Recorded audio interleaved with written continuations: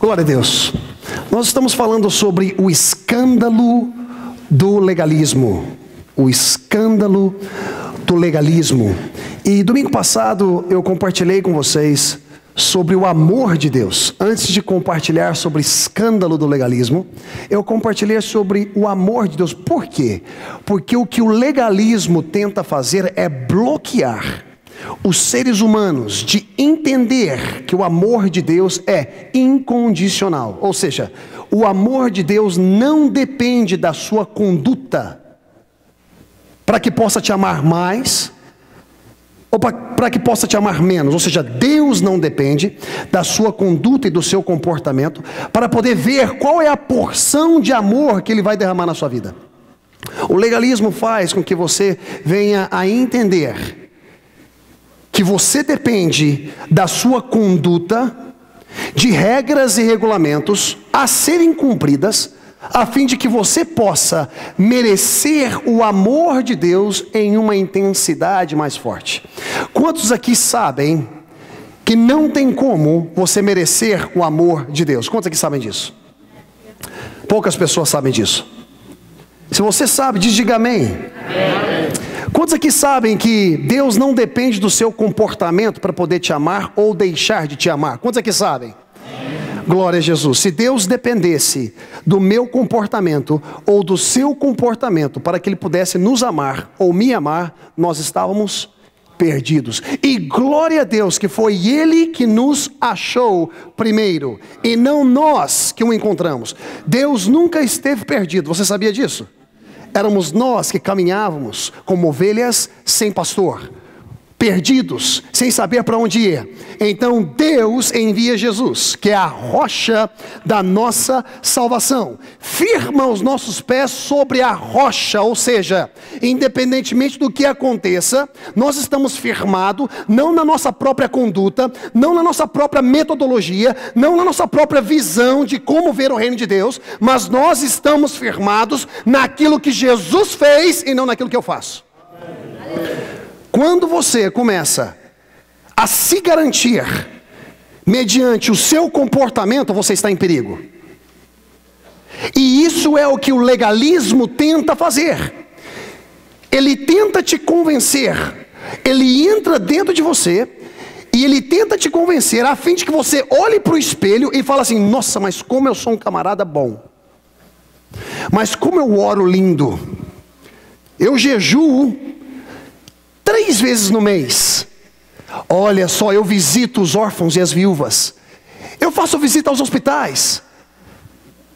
Ele tenta te convencer que através dos seus trabalhos, das suas obras, você pode alcançar favor com Deus. Isso é o legalismo. Legalismo é um império da lei. Ou seja, quando você cumpre com algo, o legalismo faz com que você se sinta momentaneamente salvo. Mas e quando você comete uma falha? O que o legalismo faz contigo? Sabe de uma coisa, meu amado?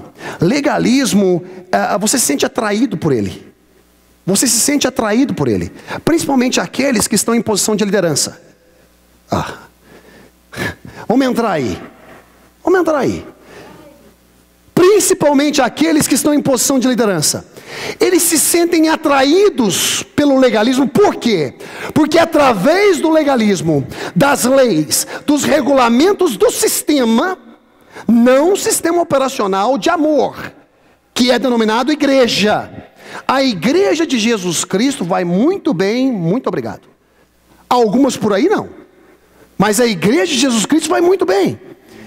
Então o legalismo, ele atrai a atenção, porque através desse, ou seja, através do legalismo, nós podemos controlar a vida das pessoas melhor. Nós podemos manipular os sentimentos melhor. Nós podemos manipular as finanças e o crescimento das finanças melhor. Eu não sou contra a campanha. Campanha, campanha, campanha. Mas pelo amor de Deus, não vamos colocar Deus numa agenda. Campanha para poder quebrar maldição financeira. Você não precisa de campanha para quebrar maldição financeira. Porque toda maldição já foi rompida por Jesus na cruz do Calvário. A palavra de Deus diz em Gálatas capítulo 3, versículo 13, que Cristo foi pendurado naquele madeiro para romper com toda a maldição da lei. Porque está escrito: maldito é aquele que for pendurado no madeiro. Então você não precisa de campanha para poder trazer a pessoa amada, e nem de um carro lindo para trazer a pessoa amada. Você precisa de oração. Você precisa buscar a voz de Deus, ser mais sensível à voz do Espírito Santo, que não vem do lado de fora, mas sim flora, brota de dentro para fora. Nós estamos buscando escutar Deus de fora, mas na verdade já está falando de dentro, e a gente pensa que é a gente mesmo. Você não precisa de campanha para poder quebrar a maldição. Você precisa de Jesus. E sabe mais o que você precisa? Você precisa de conhecimento.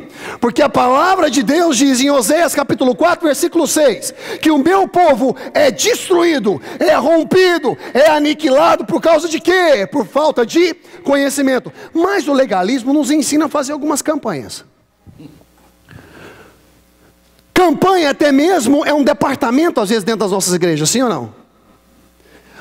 O povo está faltando trabalho, o povo está desempregado, vamos fazer uma campanha para que dentro de uma semana a pessoa receba o trabalho. E se Deus não quiser dessa forma?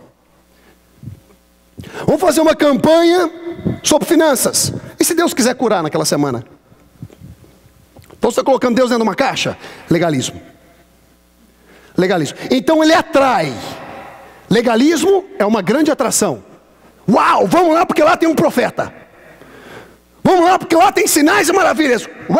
E os sinais e maravilhas que te seguem, onde estão? Porque a palavra de Deus não fala que para você seguir sinais e maravilhas. A palavra de Deus fala que os sinais e maravilhas seguirão aos que creem. Então o negócio está invertido. Lá tem um profeta, vamos lá. Não, sabe que a igreja está um pouquinho fria. Está fria? Bota a mão em você mesmo. Vocês estão entendendo o que eu estou falando? Mas legalismo, meus amados,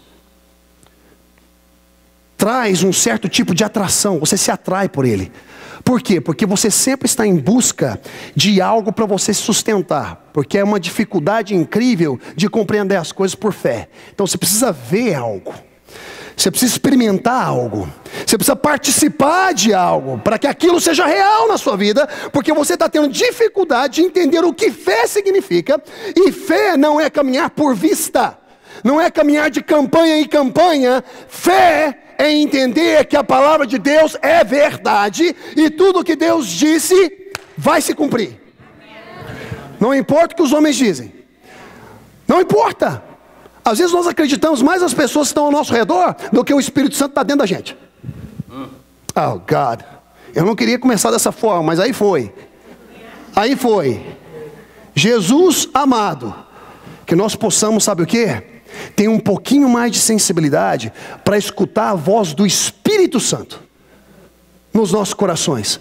Que nós venhamos a termos mais sensibilidade, ao invés de ir na igreja 7 dias na semana, que nós venhamos a ter sensibilidade de ter um dia de relacionamento verdadeiro com Ele em casa. Vocês estão entendendo o que eu estou dizendo? O seu relacionamento com Deus não está determinado em quantas vezes você vem na igreja. Eu não estou falando para você faltar à igreja, porque quão bom e quão suave é que os irmãos vivam, hein? Alegrei-me quando me disseram: vamos à casa do Senhor. Eu não estou falando isso. Não edite essa mensagem. Mas uma coisa é certa: ir à igreja não define o seu relacionamento com Deus. Trabalhar no ministério full time, a tempo integral, não define o seu relacionamento com Deus. Tem muito pastor pregando, tem muito líder religioso pregando, mas a única coisa que estão fazendo é obras. E glória a Deus, você pode cumprir muitas coisas, mas chega no final do dia, ele sente o mesmo vazio que ele vem sentindo durante um mês. Mas eu tenho feito tanta coisa. É verdade, você tem feito tanta coisa. Uma coisa você não está fazendo. O que é? Deixar eu fazer. Você tem cumprido muita coisa. Eu posso cumprir um pouquinho também? Eu posso fazer alguma coisa também? Vocês estão entendendo onde eu estou levando vocês aqui? Então nós falamos sobre essa questão do legalismo, mas eu primeiro compartilhei sobre o amor de Deus. Por quê? Porque o legalismo tenta bloquear a compreensão de que tudo que temos, tudo que somos e tudo que iremos ter ou cumprir é pelo amor de Deus, que se manifestou através de Jesus Cristo em graça, na qual temos o Espírito Santo que nos consola quando erramos e pensamos que Deus não nos ama mais, porque eu já cometi falha demasiado para que Deus possa me amar. Esse bloqueio é causado por legalismo, por regras e regulamentos que foram colocadas dentro de nós, para que nós venhamos a nos esforçar em cumprir, para que nós venhamos a ter aquilo que Deus quer nos dar. Deixa eu dizer uma coisa: se Deus dependesse do seu comportamento primeiro para te dar Jesus, Jesus já veio há mais de 2000 anos atrás, você nem nascido era. Ele já morreu na cruz do Calvário por você, não só para poder perdoar os seus pecados. Não se concentra só em perdão de pecado não, meu querido, porque uma pessoa pode deixar de pecar e continuar não sendo salva, porque a salvação sua não é quando você deixa o pecado, é quando você crê com o coração e confessa com a sua boca que Jesus Cristo é o Senhor. Aí você é salvo. Vocês estão entendendo o que eu estou falando? Uma pessoa adulta, quando deixa de adulterar, bom, não faz mais que a obrigação dele. Sim ou não? Isso não é uma regra da igreja não, viu? É do mundo também. Uma pessoa quando deixa de mentir, vai fazer bem para ele. Sabe por quê? Porque ele não vai precisar exercitar a memória dele tanto. Porque quem mente tem que ter uma boa memória. Tem que ter uma boa memória. Sim ou não? Uma pessoa que rouba e agora deixou de roubar, muito bom. Vai deixar de prejudicar as pessoas. Uma pessoa que matava e agora não mata, muito bom. Assim ele vai evitar de ser preso e destruir a vida dele. A pessoa deixa de fazer todas essas coisas, agora eu mereço salvação. Não, você não merece salvação.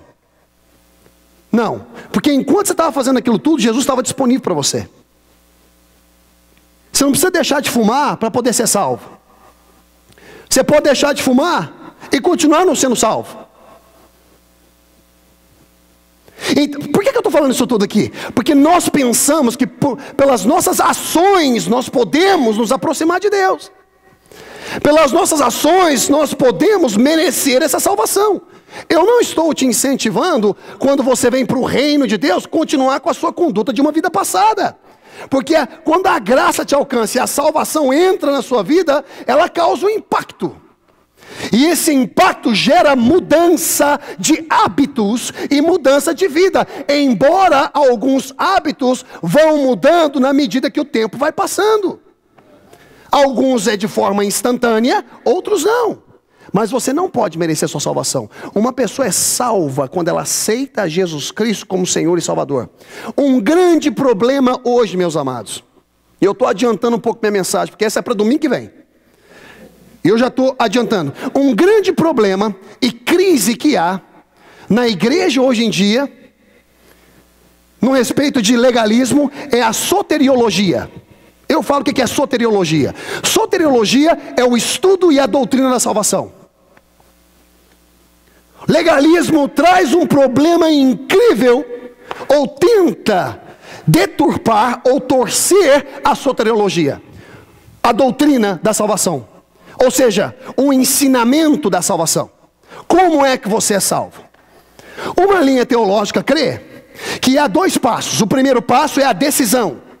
Quando uma pessoa se decide por Jesus, não significa ainda que ela se converteu e que ela é uma nova criatura.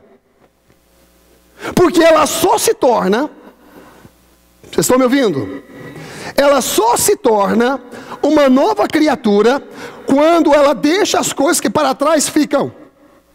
Quando ela ajusta o comportamento dela, na qual nós, líderes, podemos ver frutos de salvação na vida dela. Essa é uma linha. Ou seja, vem como estais é conversa fiada. Porque quando chega aqui, nada serve. Porque você se decide por Jesus, vem aqui na frente, faz uma oração, se decide. Tem muita gente que vem aqui e simplesmente de lábios. É por isso que a palavra de Deus diz assim, que somente de lábios me adoram. Eu não estou falando nisso, eu estou falando da pessoa que verdadeiramente crê com o coração e tem o primeiro impacto de Jesus na vida. Confessa com a sua boca que Jesus é o Senhor. A palavra de Deus diz que será salvo. Então essa linha pensa que esse será é uma síntese, é uma questão futura. Será, tá vendo? Não está falando está falando será. Não, você não está entendendo, você está mal interpretando as escrituras. Está falando aqui o seguinte, olha, que aquele que crer com o coração, aquele que crer e confessa será salvo. Significa que o passado dessa interpretação é quando ele ainda não crê, mas quando ele crê, ele é salvo. Então está falando com uma pessoa que ainda não aceitou. Mas se ele crer e confessar, ele será salvo. Está falando sobre o pecador que ainda não aceitou ou creu em Jesus Cristo. Está entendendo o que eu estou falando? Então agora olha só. Se eu tenho, estou mostrando duas linhas, ok? Se eu tenho a revelação de que para mim ser salvo não é somente o ato da decisão, mas eu tenho que demonstrar através das minhas obras, porque se você quer ver meu fruto, você quer ver o quê? Obras. Então para mim demonstrar através das minhas obras que eu sou salvo, não tem nada a ver com Jesus, tem tudo a ver comigo.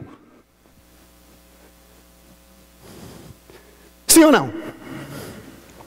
Porque quantos aqui que ainda continua fazendo algumas coisas que não deveria fazer? Não levanta a mão, viu? Não quero expô-lo. Vocês estão entendendo o que eu estou falando, gente? Se não fosse pela graça, ninguém seria salvo. Ninguém seria salvo. Eu dependo da graça, você depende da graça, você depende de Jesus para ser salvo. Não só do perdão dele, mas dele constantemente. As pessoas pensam que só precisa do perdão de Jesus para ser salvo. Não! Perdão é uma atitude de um relacionamento de amor. O que você precisa é de Jesus. O restante vem como um pacote. Aleluia. Então essa é uma linha teológica. Eu não pendo para essa linha teológica. Eu não creio que seja dessa forma. Respeito quem crê, mas não creio que seja assim. Porque mais uma vez, senão a gente tem que arrancar da Bíblia e falar: venha como estais. Se é vem como estais, você entra pelo poder da confissão. Pelo poder da confissão, você entra no reino de Deus. Vem como estais. E agora você está dentro. Por que eu vou falar que está fora? Agora a pessoa vem e eu tenho que ver, através do tempo, provas, ou seja, frutos. Então eu que sou suposto a ter fé na salvação daquela pessoa, eu estou caminhando por vista. Porque eu quero ver as obras para poder, e quem sou eu para determinar quem é salvo e quem não é? Porque tem muita gente engomada na igreja. Terninho, gravata, cheiroso que é uma beleza. Às vezes obreiro que não fuma, mas um perfume lindo da Gucci, da Calvin Klein, ou qualquer outro que você tenha preferência. Você não ouve falar nada, está lá. Mas um que está na igreja que fuma, ou que bebe, ou que tem algum problema que está se ajustando, porque você sente o cheirinho, a sua antena levanta. Esse aí não é salvo. Por quê? Você sentiu o cheirinho? E aqueles que não tem cheirinho e você não sabe de nada? Ô gente, nós não estamos nessa posição de julgar as pessoas. Evangelho vem de EV ou EU, que no original fala boas notícias. E boas notícias vem de mensagem que é angélico, que vem de anjo. E nos lembra de Gabriel, que trouxe as boas, eis que trago boas novas. Novas de grande alegria, nascerá. Você lembra dessa passagem? Quando ele veio trazer boas notícias, é onde nasceu o Evangelho, que é Jesus, que é boas novas para o mundo todo. Porque Deus amou o mundo de tal maneira que deu o Filho dele único, para que todo aquele que nele creia, não mas tenha vida. Tem alguma má notícia aí? Falar que se você não aceitar Jesus vai para o inferno, isso é Evangelho? Eu vi, se você não aceitar Jesus vai para o inferno, isso é Evangelho? Já viu alguma vez Jesus pregar com essa atitude? Eu não vim para condenar o mundo, senão para salvar.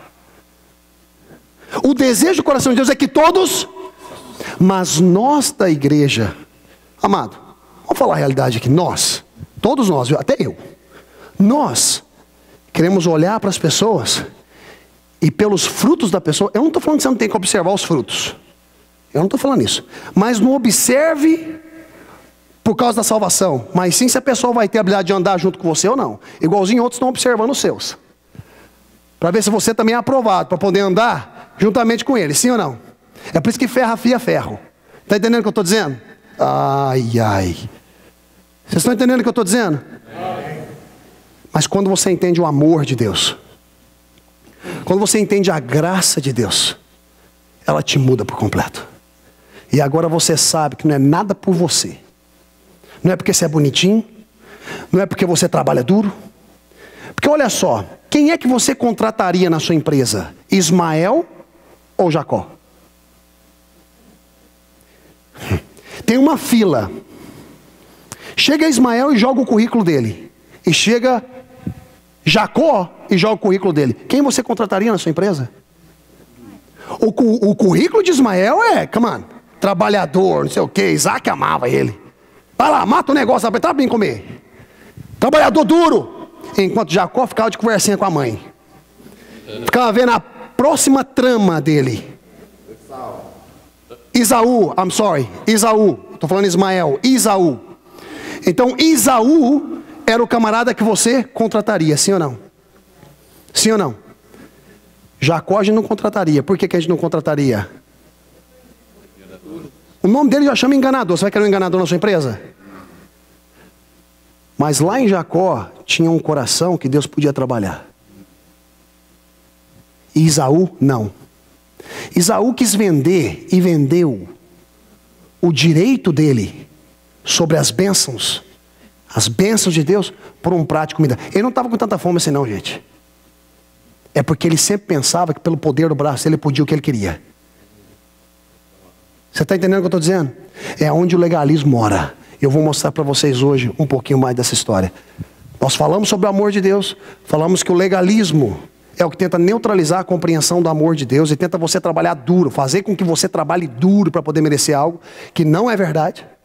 Não é verdade. Falamos sobre aquele rapaz que tem a mão ressequida, aleijada, atrofiada, na qual Jesus curou aquele rapaz em um sábado e todo mundo ficou com raiva. Todo mundo ficou com raiva. Fizeram até uma conferência lá para ver o que eles iam fazer com Jesus. E Jesus foi de novo e curou de novo num sábado. Agora ele curou uma mulher que há 18 anos estava enferma de um espírito mau. E ela andava encurvada. 18 anos, não estou falando de 18 dias, 18 anos. E Jesus cura ela. E quando Jesus cura ela, alguns líderes religiosos abriram a boca no meio da sinagoga e disse: olha, se vocês querem ser curados, vem durante a semana, no sábado não. Repreenderam Jesus. E Jesus, eu amo Jesus, porque Jesus, ele responde com pergunta. Ele bota os outros para pensar. E sempre, quando ele contava as parábolas dele, para fazer você pensar. É por isso que depois os discípulos foram perguntar para ele: Jesus, o que você quis dizer com isso? Ele chega e fala para aquele pessoal que estava tentando tramar algo contra ele. Vem cá, vocês estão me repreendendo que eu fiz uma cura. Curei alguém no sábado. Uma mulher que há 18 anos, descendente de Abraão, ou seja, semente de Abraão, coligada às bênçãos, e vocês me repreenderam, porque eu trabalhei no sábado uma cura. Mas deixa eu fazer uma pergunta: e vocês não saem das suas casas e vão até o curral e pegam os seus animais e levam para poder tomar água? Isso não é um tipo de trabalho? Ou seja, quem vale mais? Um animal que vocês estão fazendo um tipo de trabalho, poder levar para poder beber água, ou uma semente, uma filha, uma descendente de Abraão? Olha o que o legalismo faz. O legalismo bota mais valor nos animais do que no ser humano. Porque o último que o legalismo quer apoiar é o ser humano. É o ser humano. O que o legalismo quer, sabe o que? Que é obras. Ele usa o ser humano para executar obras. Mas passou disso, that's it. Olha só que interessante que a palavra de Deus diz aqui, olha. Abra comigo a Bíblia em Lucas, capítulo 10, versículo 25 ao 37. E eu quero mostrar algo para vocês aqui que é incrível. Vocês sabem que sempre quando Jesus contava uma parábola, ele contava uma parábola como que perto dentro de uma revelação do que é o reino,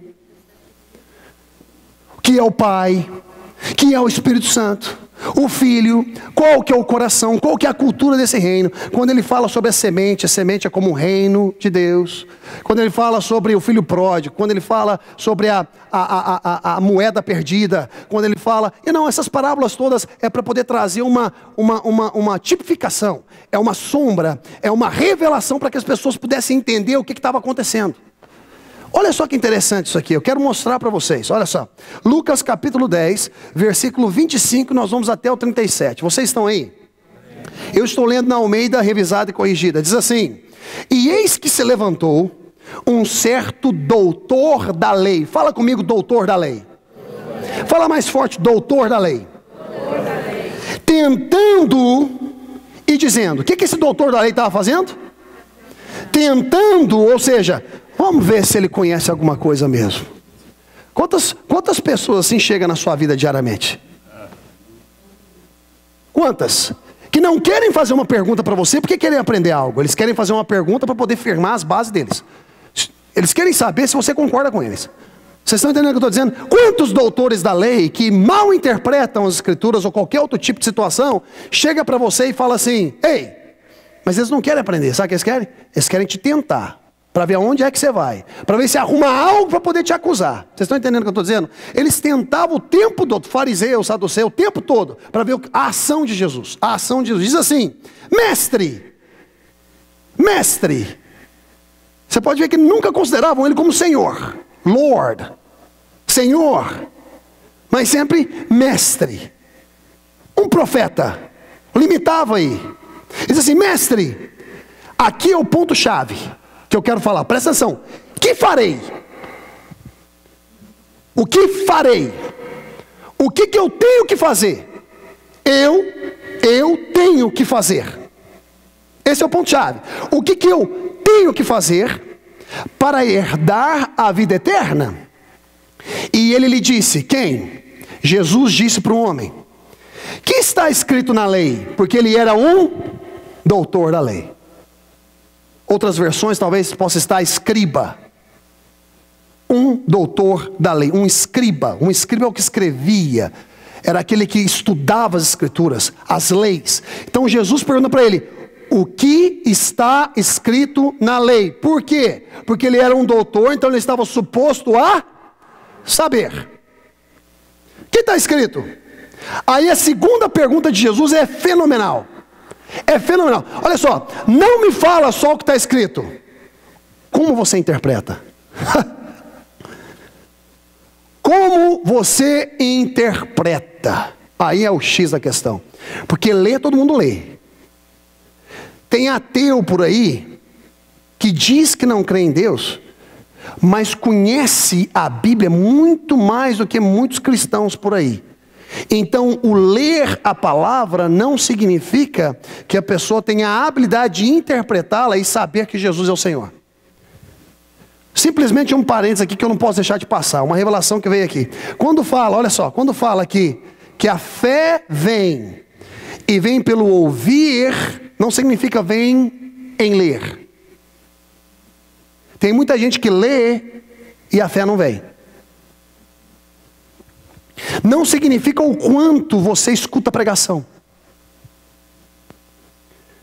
Quantas vezes você vem na igreja, no seminário, no culto de quarta, de quinta, o que quer que seja, domingo.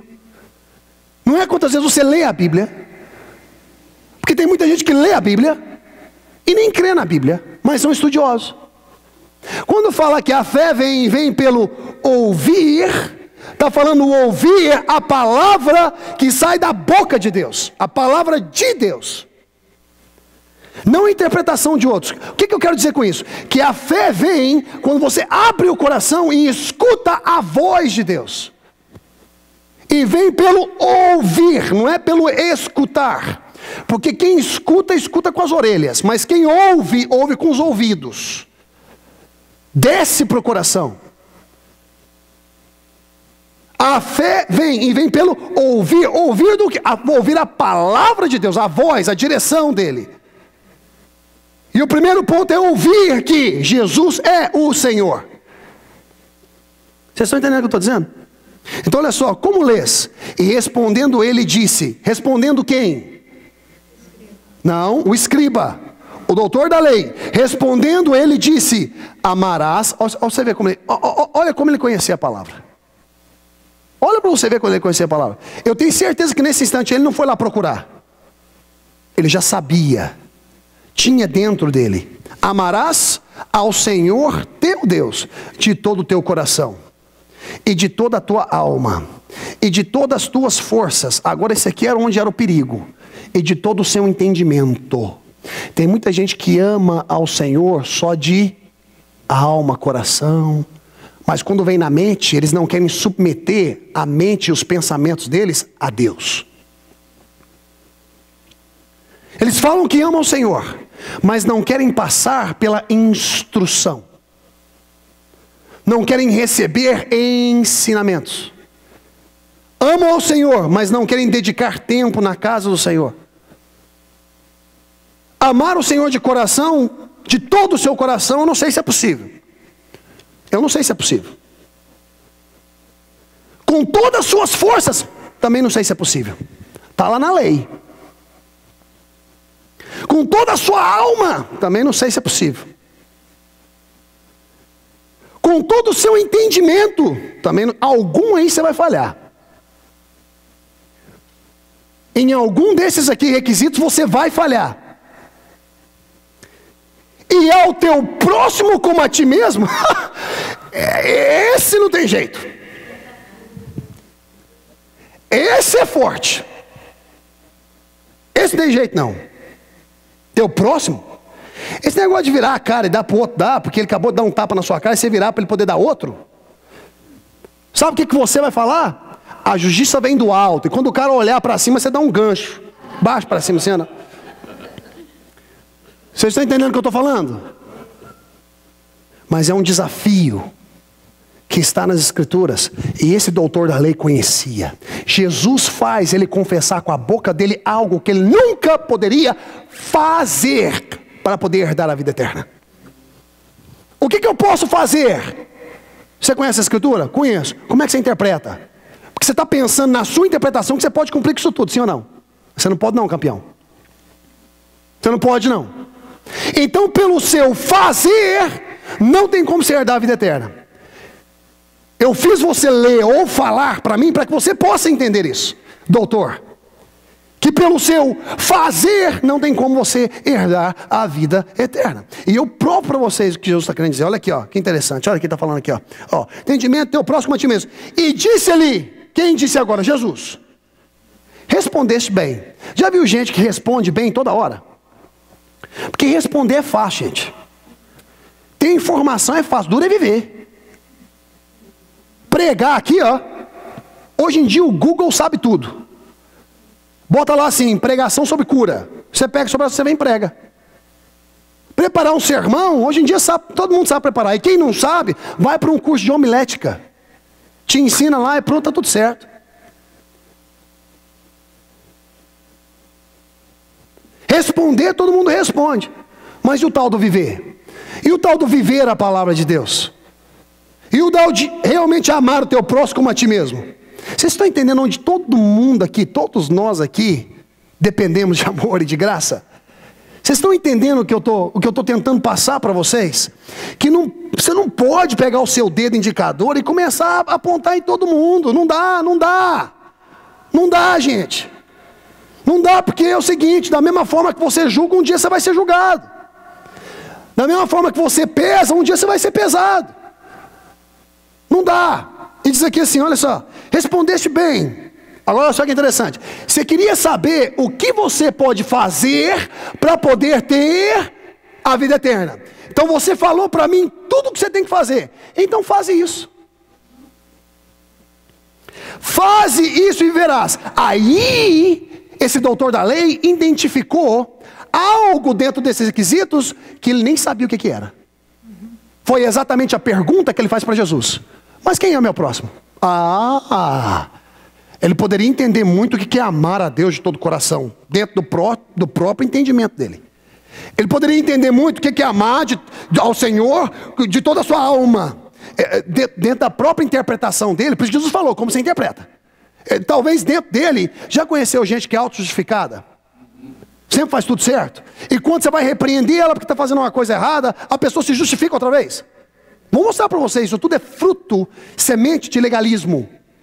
Legalismo. Ele podia entender dentro da própria interpretação que estava tudo certo. Mas aí depois de Jesus falar com ele, e falar como lê, como interpreta, e fala para mim da sua própria boca, e aí Jesus responde, ok, faz isso tudo, e você vai ter a vida eterna. Então ele identifica algo que ele nem sabia o que era. Quem é meu próximo?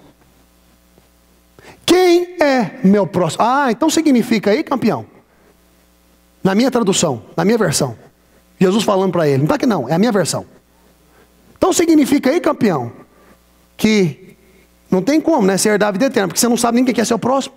E para você herdar a vida eterna, você tem que saber disso tudo, né, mediante a lei, porque são as regras e os regulamentos que você precisa cumprir para poder ter a... Olha que interessante agora, olha só que interessante, ó. Fazer isso e viverás. Ele, porém, querendo justificar-se a si mesmo, disse a Jesus, e quem é meu próximo? E respondeu Jesus, descia um homem. Aí Jesus começa a contar uma história, rapaz.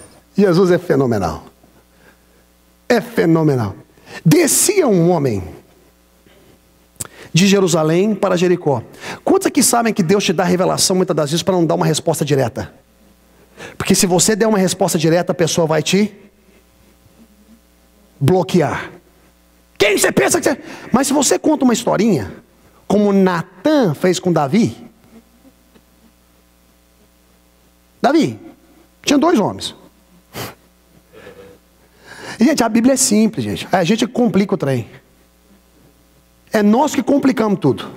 O negócio é simples. Porque se Jesus falou para a gente ser imitador dele, imita isso aqui, só faz isso aqui só. Para de ficar entrando, é simples o negócio. Olha só que interessante, olha aqui. E respondeu Jesus, descia um homem de Jerusalém para Jericó, e caiu nas mãos dos salteadores, os quais o despojaram, ou seja, roubaram ele e espancaram ele. Se retiraram, deixando-o quase morto. Meio morto. Quase morto. Não existe meio morto. Ou é quase, ou está morto. Sim ou não? Pergunta para o doutor no médico para você ver, quando chegam lá quase morrendo. Não tem, está meio morrendo. Não existe isso. Espancaram o homem, bateram nele, arrancaram sangue e deixaram ele jogado no caminho. É aqui que está falando, não é? Não está falando isso aqui a palavra? Sim ou não? E ocasionalmente, Jesus está falando assim, quantos aqui sabem que não existe ocasião? Esse negócio de coincidência. Mas Jesus, deixa eu conversar do seu nível. Ocasionalmente,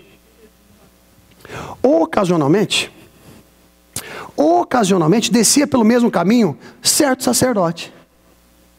Todo mundo escutando Jesus. Um sacerdote vai ajudar. Sacerdote, suposto a representar Deus, um homem de misericórdia. Não, esse pastor aí vai ajudar. Porque vai ajudar. Mesmo não sendo da igreja dele, vai ajudar.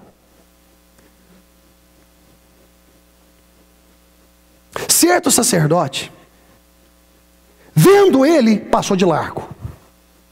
Não tem muito tempo a perder com isso aí não, porque eu tenho a obra de Deus para avançar.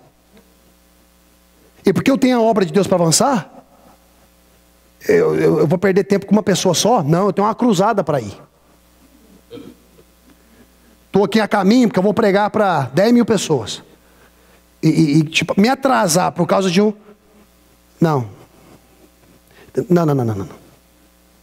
Vai levar muito esforço da minha parte. Beleza, esse é o primeiro tipo de religião. De religião representada. Foi esse sacerdote. Primeiro tipo de religião. Olha que interessante aqui agora. E vendo-o, passou de largo. E de igual modo também, olha que interessante, um levita. Segundo tipo de religião. Primeiro tipo de legalismo, representado na vida do sacerdote. O segundo tipo de legalismo, representado na vida de um... Não, o levita vai ajudar. Levita? O que é isso? Poeta, sempre faz aquelas músicas, canta aquelas musiquinhas, e eu não ajudarei. Vai? Não, esse vai ajudar. O levita olha e fala assim, não. Tem um show para fazer ali agora. Tem que correr, tem gente me esperando. Venderam o ticket já. Já venderam os tickets. Não posso ficar aqui não. Não, mas esse é o tio, rapaz, seu tio, você não pode viajar. Seu tio tava... Não, meu tio, não é meu tio, é familiar, não é família. É parentesco. Não, deixa... Estou levando vocês no extremo. Vocês estão entendendo o que eu estou dizendo? E o ponto disso tudo aqui é o seguinte, eu não vou perder meu tempo. É isso aqui que eles estão falando, eu não vou perder meu tempo, porque aquilo ali é uma perca de tempo. Já está quase morto. Já está quase morto. Dá uma ajudadinha aí, deixa morrer mesmo. Dois tipos de legalismo representado. Na vida desse sacerdote e na vida desse levita. Mas olha, por essa aqui, o pessoal todo que estava ouvindo Jesus não esperava. Essa aqui eles não esperavam. Olha o que Jesus disse, olha só. Mas um samaritano que ia de viagem chegou ao pé dele. Antes da gente continuar, deixa eu falar para vocês que é samaritano para judeu. É sujeira. E é interessante que é tudo a mesma raça. Para você ter uma ideia, profeta Samuel era da tribo de Efraim. E a tribo de Efraim era nas montanhas onde eram os samaritanos. Então é tudo a mesma raça. Mas é uma rixa incrível. Por causa de política na igreja. Fariseu, saduceu. Porque uns eram sacerdotes e pensavam que tinham direito de ser por ordem de Sadoc. E eles que tinham direito no templo, mas os fariseus não, porque os fariseus já eram por ordem de Arão.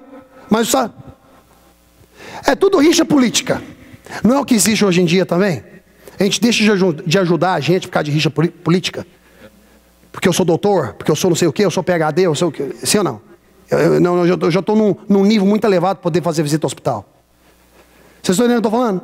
Então ele fala assim, samaritano, para um judeu, e judeu foi um apelido que o povo gentil deu para eles.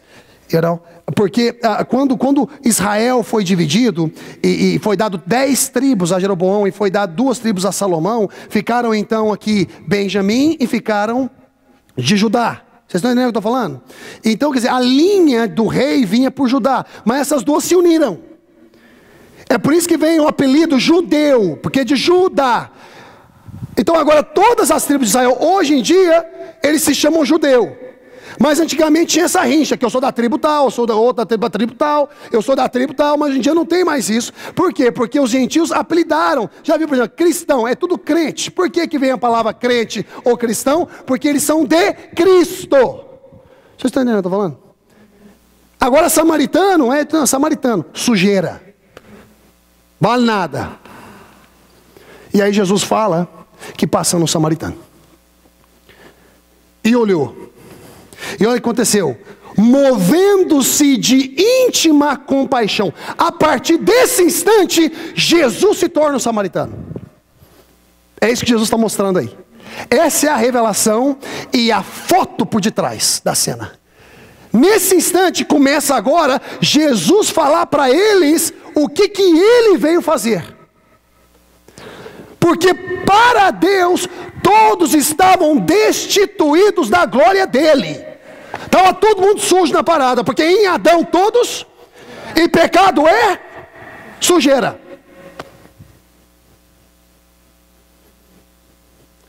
Então nesse instante, Jesus começa agora a falar o que ele veio fazer. Mas sim, olha, a simbologia está toda em um samaritano. Em um samaritano. É interessante observar que foi uma samaritana que também entendeu que Jesus é água viva. E deu água para um monte de homem depois poder vir escutar Jesus. Mas se dependesse dos discípulos, ele nunca passava por lá, ele nunca falava com essa mulher. Por isso que ele falou assim, vai para um caminho que eu vou para o outro. Jesus veio para os samaritanos. Por isso que depois ele falou assim, pregar em Jerusalém, em Samaria, até os confins da terra. Não é isso que fala? Jesus fala, samaritano se moveu de íntima compaixão. Assim como eu vim para me mover de íntima compaixão e atender você que está quase morto no chão. Pecador. A palavra de Deus diz assim que nós estávamos mortos em nossos próprios delitos, pecados. E mesmo assim Jesus tinha fé para contar uma história que estava quase morto, porque ele não queria dar glória ao diabo. Porque ele veio para resgatar o que estava perdido, não o que estava morto. Foi movido de íntima compaixão.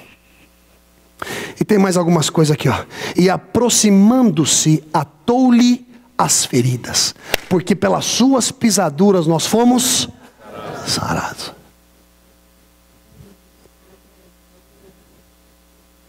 Ele está falando aqui que ele não veio só para sofrer as nossas feridas, mas ele nos sarou. Ele atou nossa ferida. My God. Vocês estão entendendo o que esse samaritano fez? Vocês estão entendendo o que Jesus fez? As duas formas de legalismo não quiseram fazer nada. Então entra esse samaritano, que é Jesus na parada. Ele se move de íntima compaixão. Ele ata as nossas feridas. Ele nos cura. Oh my God, vocês conseguem ver o que eu estou vendo aqui? E olha só que interessante.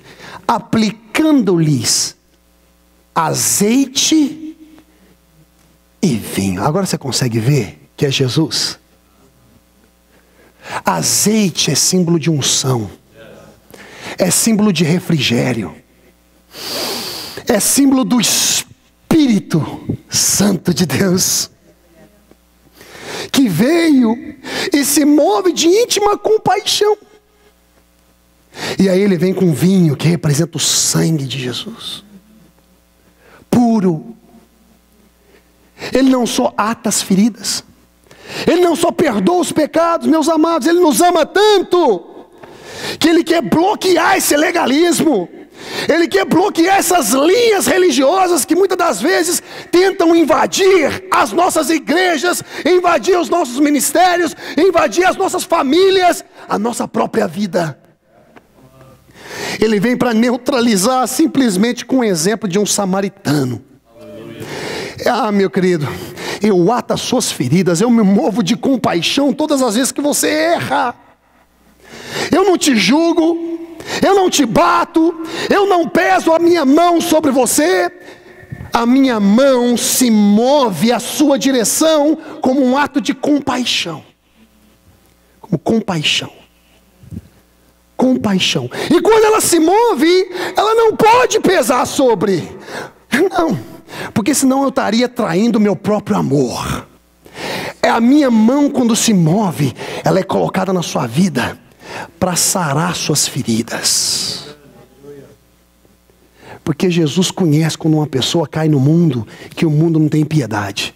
Davi teve revelação disso. Você quer cair na mão de homens ou você quer cair na mão de Deus? Eu caio na mão de Deus, porque ali eu encontro misericórdia. A minha mão quando se move é para sarar suas feridas, e eu atuo com misericórdia.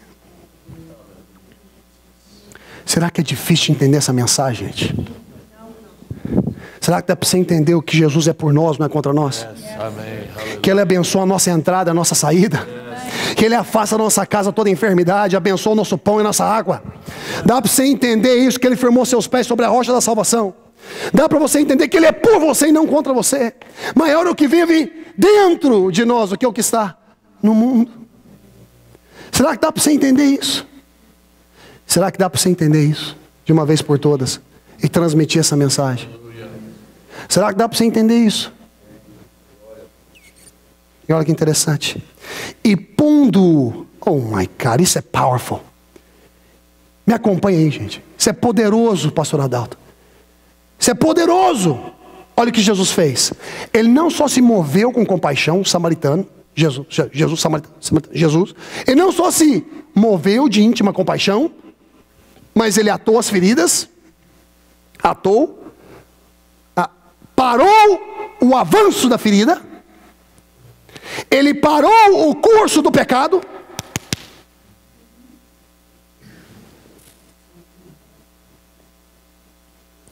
deu refrigério, deu vinho,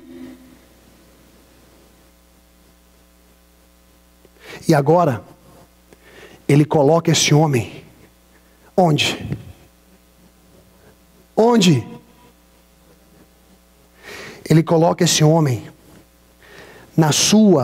sobre a sua cavalgadura.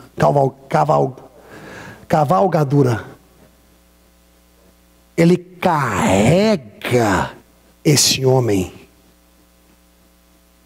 e leva esse homem com ele. Não foi isso que Jesus fez por nós na cruz do Calvário. Ele se move de compaixão. Não tinha nada a ver com ele aquilo. Não tinha nada a ver com ele. Ele se move de compaixão. E depois que ele se move de compaixão, ele para o processo da ferida. Quando ele para o processo da ferida, quando ele para, o que acontece depois? Come on. O que acontece depois? Quando ele para o processo da ferida, ele dá azeite, dá vinho. Em seguida ele pega aquele homem e coloca. E carrega esse homem para um local seguro, para que ele possa continuar o tratamento. Nós vamos lá fora e fazer a mesma coisa. Não significa que quando a pessoa entrar aqui, ela está completamente sarada. Não significa que a pessoa vai entrar aqui, ela está boazinha. Não. Você traz ela para cá, coloca ela no seu carro. Traz ela para cá e vamos ter processo agora. Sabe de uma coisa? Se você tiver que pagar depois, você paga. Foi o que Jesus fez, foi o que o samaritano fez. Ele chegou e falou assim, ei, eu pago por tudo. Agora eu tenho que ir. Jesus não foi?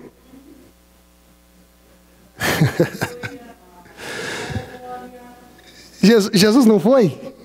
Mas sabe de uma coisa? Se tiver alguma coisa mais aqui, Satanás, pode ficar tranquilo que eu volto. Mas eu não vou pagar, já está tudo pago. E eu resolvo essa parada toda aqui.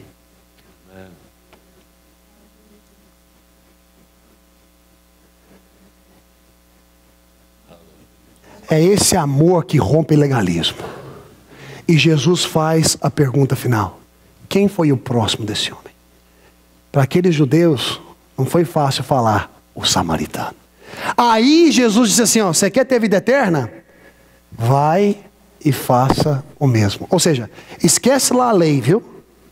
O que eu quero que você faça é isso aqui: se mova de compaixão, sara as feridas, dá refrigério, demonstra o meu sangue para as pessoas, coloca no seu carro e leva para o local seguro onde eles podem ser curados. Aleluia. Coloquem de pé. I'm done. Aleluia. Aleluia. Aleluia. Eu quero que você dê a mão para o irmão que está do seu lado. E eu quero compartilhar algo que realmente mudou minha vida e eu tenho certeza que isso pode mudar a sua vida também. Amém. Eu quero que vocês guardem essas palavras nos vossos corações. Presta atenção. Preste bastante atenção no que eu vou falar. A graça abrange. O legalismo limita. A graça perdoa. O legalismo pune. A graça é incondicional. Legalismo é condicional. A graça liberta. Legalismo escraviza. A graça ama a vida. O legalismo ensina como ter medo do inferno e da morte. A graça dá. Legalismo cobra. A graça capacita. Legalismo só escolhe os capacitados. A graça serve. Legalismo quer ser servido e nunca está satisfeito. Será que existe algum tipo de legalismo dentro de nós? Essa é a pergunta que eu faço nessa noite. Por mais que nós pregamos graça, pastores, ministros, por mais que nós pensamos que estamos nos movendo em compaixão, eu não estou de forma alguma aqui querendo falar sobre o seu temperamento, em como você reaciona, em como você se expressa. Não. Eu estou aqui querendo que você cheque o seu coração, lá no íntimo do seu coração, lá no profundo do seu coração. Será que verdadeiramente nós estamos nos movendo por compaixão, atando ferida das pessoas, ou só querendo que as pessoas nos ajudem com as nossas próprias feridas? Será que a gente está aconselhando pessoas a não murmurarem, ou nós estamos sempre murmurando porque não estamos nunca satisfeitos com nada? Eu quero que você nesse instante cheque seu coração. Não quero que você se sinta mal, porque nós temos essa habilidade de dependermos de Jesus para cumprir as coisas, não pelas forças dos nossos braços, pelo poder da nossa obra, não, mas pelo poder da obra redentora de Jesus Cristo na cruz do Calvário. Eu quero que você faça essa pergunta para você nessa noite. Será que verdadeiramente não exista nenhum tipo de legalismo, nenhum tipo de sacerdote ou levita? O problema não foi o sacerdote, o problema não foi o levita, mas foi o comportamento. Será que existe algum tipo de comportamento dentro de mim que eu preciso alinhar com o daquele samaritano? Meu querido, eu falo uma coisa para vocês. Se vocês escutarem o que eu estou dizendo, vocês vão querer pegar esse carro de vocês e encher de alma, e encher de vidas. A partir de hoje eu te desafio a observar quem está do seu lado direito, quem está do seu lado esquerdo, a arrancar do seu coração a síndrome do legalismo, que é o egoísmo. Tudo com ismo, meu querido, é perigoso. Modismo, legalismo, ecumenismo, tudo com ismo tem perigo. Liberalismo.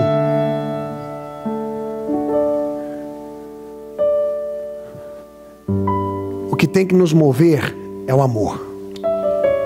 Somos diferentes, podemos pensar diferente, podemos crer até mesmo em algumas coisas bíblicas diferentes, mas sabe de uma coisa? Nada pode nos separar. Tem gente que gosta de um certo tipo de denominação, tem outros que gostam de outra. Tem pessoas que gostam de louvar a Deus e adorar a Deus de uma forma mais tradicional. Tem gente que gosta de adorar e louvar a Deus com rock and roll. Glória a Deus! O que importa é que nós nunca venhamos permitir que as nossas metodologias venham nos dividir. E quando eu estou falando sobre pastores e ministros, eu falo uma coisa para vocês, eu estou falando daquilo que eu também sou. Não é para atacar ninguém, não é para expor ninguém, porque se fosse assim, por que Jesus falou sobre sacerdote e levita, sendo que ele era o sumo sacerdote? Não é para expor ninguém, mas é simplesmente para que nós venhamos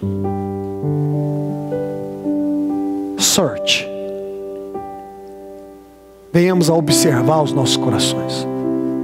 E aí o final é a resposta de Jesus: vai e faça isso. Sabe como é que você faz isso que esse samaritano fez? Não por obras da lei, só por amor. E reconhecendo o que verdadeiramente ministério significa. Vocês estão comigo? Eu não vou pedir para ninguém vir à frente hoje. No final do culto vai estar aqui o pastor Décio, o pastor Pedro. Quero que o pastor Pedro Nindinga e o pastor Yang Afonso também possam estar à frente. E eu sim gostaria que você saísse do seu lugar para que eles pudessem orar por você. Aí eu não preciso de oração. Para com isso. Todos nós, quando recebemos oração em uma pessoa que pode pegar na nossa mão e acreditar juntamente conosco, nos traz um ânimo, sim ou não? Depois eu quero, por favor, que toda a igreja possa vir. Permita que esses irmãos orem com você. Creem juntamente contigo. Mas agora eu quero simplesmente que você solte as mãos da pessoa que está do seu lado.